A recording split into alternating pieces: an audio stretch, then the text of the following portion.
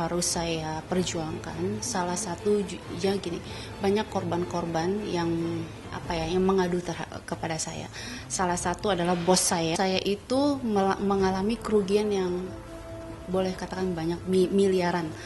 Dan saya beban moralnya saya yang memperkenalkan dia gitu. Dan dampaknya ini kan bukan hanya bos saya aja, tapi banyak karyawannya yang akhirnya dia nggak bisa beli susu buat anaknya, nggak bisa menghidupi keluarganya, dan mereka itu menjadi tanggung jawab saya sekarang. Pikirkan nggak oleh Vicky Prasetyo satu keluarga ini menipu orang, tapi dampaknya kan banyak gitu loh. Satu ini membuat saya bilang saya nggak bisa main-main untuk menghentikan kejahatan mereka ini. Yang kedua, banyak banget cewek-cewek di luar sana juga menghubungi saya dan mereka mengadu terhadap saya, bilang, Mbak, saya ini nggak punya kekuatan, saya nggak punya uang lagi, tapi saya ditipu oleh Vicky Prasetyo dan saya nggak bisa apa-apa. Saya apalah kata dia gitu kan, saya dijanjikan rekaman, bisa masuk TV, jadi artis ini itu, tapi ternyata uang saya lenyap oleh dia katanya. Ada lagi orang yang sudah menunggu hutangnya itu dibayar sampai detik sekarang, orangnya sudah tua, akhirnya nggak ada gitu loh. Ini orang melakukan kejahatan berkali-kali, tapi dia nggak ada rasa empati terhadap orang gitu loh. Nggak ada rasa penyesalan, nggak takut karma, nggak takut bahwa hidupnya ini akan diberikan teguran oleh Allah gitu ya. Ini malah seolah-olah memperlihatkan, nggak ada yang bisa nangkep saya, semua ini settingan, semua ini drama. Vicky itu orang yang punya mentalitas yang luar biasa menurut saya. Dia tidak merasa gentar untuk menjalani proses ini. Ini adalah bagian dari proses hidup dan proses pendewasaan masyarakat. Begitu saya diinfoin oleh pihak kepolisian bahwa ini sudah cukup bukti dan cukup kuat dengan semua alat bukti yang sudah diamankan oleh pihak kepolisian, alhamdulillah polisi menemukan ini jebakan yang luar biasa. Karena kan gini, pada saat dia menuduh saya berzina, saya sudah membuktikan. Sampai saya ini dibawa di visum di rumah sakit besar itu atas permintaan saya, bukan dari pihak kepolisian. Tetapi karena pada saat itu saya sudah dilaporkan, saya sudah diboyong sama mereka di Polres Selatan, tentunya saya visum pun didampingi oleh 2 polwan dan 2 polisi. Dan di dalam itu sudah disiapkan kayak dokter dan beberapa suster. Dan saya itu benar-benar ditelanjangi semuanya, diperiksa sampai ada gak sentuhan tangan, terus badan saya semuanya, sama mohon maaf bagian intim saya juga diperiksa semuanya, diambil cairannya, apakah saya melakukan hubungan badan. Dan yang bikin saya agak lega lagi, ternyata pihak kepolisian, karena saya kan minta, Pak buru-buruan dong Pak, cepet Pak, karena saya nggak mau nanti dibilangnya alat bukti ini hilang gitu kan. Ternyata dokter mengatakan, tenang aja Mbak Angel, karena kalaupun Mbak Angel pernah melakukan hubungan badan 2 minggu yang lalu, sekarang pun masih bisa kelihatan. Jadi saya lega gitu. Jadi apa yang mereka tuduhkan saya berzina, saya melakukan hal-hal yang tidak baik pada saat itu semuanya kan. Jadi buat saya ya inilah keadilan yang saya dapatkan gitu ya.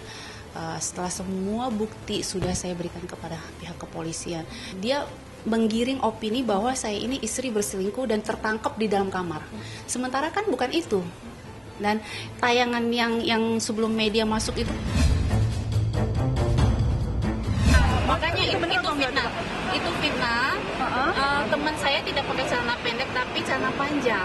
Makanya itu kan fitnah. Terus tapi kan ada videonya, ada barang bukti. Oke. Memang pada saat itu ada teman saya di dalam rumah saya.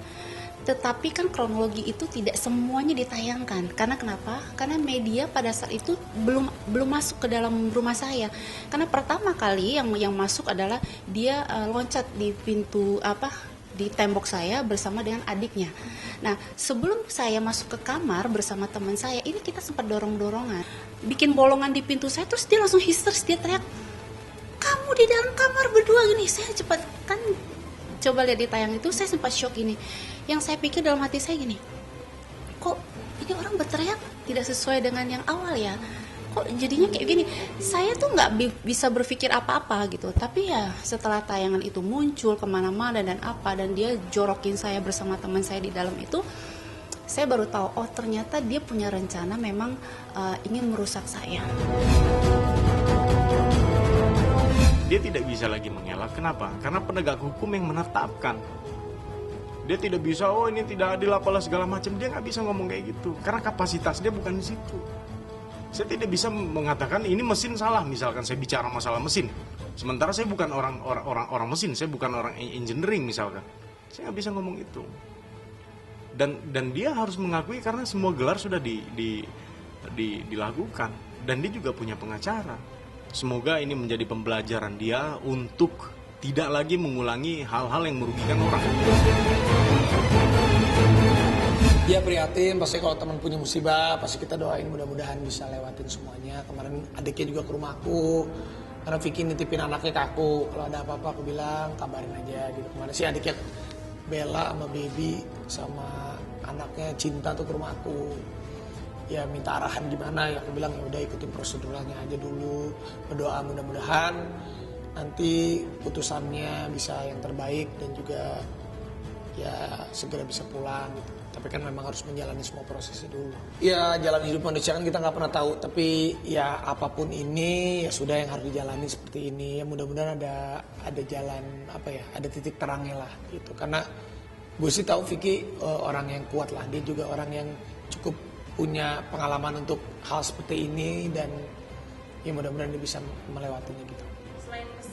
Dia nggak pernah cerita sama aku tentang kasus dia akan dipenjara kayak gini. Dia sama sekali nggak pernah cerita. Dia nggak pernah jelek-jelekin mantannya. Dia selalu berbicara apa yang ada di hadapannya. Dia fokus terhadap rencana-rencana dia ke depan. Makanya kenapa ya aku bilang dia orang baik, karena mungkin treatment ke aku dengan ke teman-teman yang lain mungkin beda ya. Yang aku lihat sih memang dia tidak ada pernah bikin sesuatu yang merugikan aku. Itu sih penipuan dan segala macam. Kalau dari sifat, jujur aja, dia nggak pernah ngerugiin aku. Dan yang aku tahu, dia tuh banyak banget nolong orang dan ngasih kerjaan sama orang. Itu aja. Jadi, ya aku turut berduka cita dalam hati. Ini kan hal buruk ya. Mas Vicky orang baik. Dalam hal kebaikannya dia mungkin banyak kesalahannya, dia manusia nggak sempurna. Tapi mudah-mudahan kita banyak belajar dari apa yang sudah terjadi.